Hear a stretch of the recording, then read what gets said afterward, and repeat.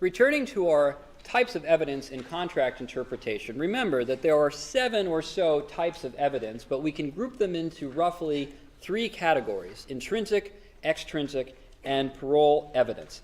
Let's next talk about extrinsic evidence, which is the atmosphere or the environment or the zeitgeist or the construct in which the contract is formed.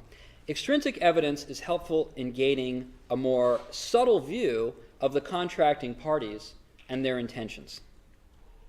Pennsylvania courts generally eschew the subjective approach to contract interpretation and prohibit a wider range of extrinsic evidence. And I've cited here to Yoka v. Pittsburgh Steelers Sports, quoting Rose versus Food Fair Stores. Like Pennsylvania's approach, CNA construction shows the objective approach to the use of extrinsic evidence in determining contract meaning.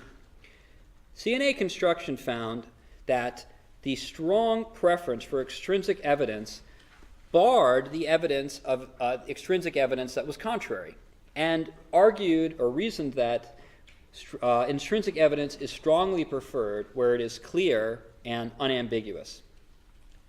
Pacific Gas and Electric showed a more subjective approach. On the other hand, the argument that we want to get to the intent of the parties, and so courts should be liberal in admitting extrinsic evidence such that it is helpful in understanding what the parties actually intended. Remember that Pennsylvania courts generally take a more objective or conservative approach to that as well.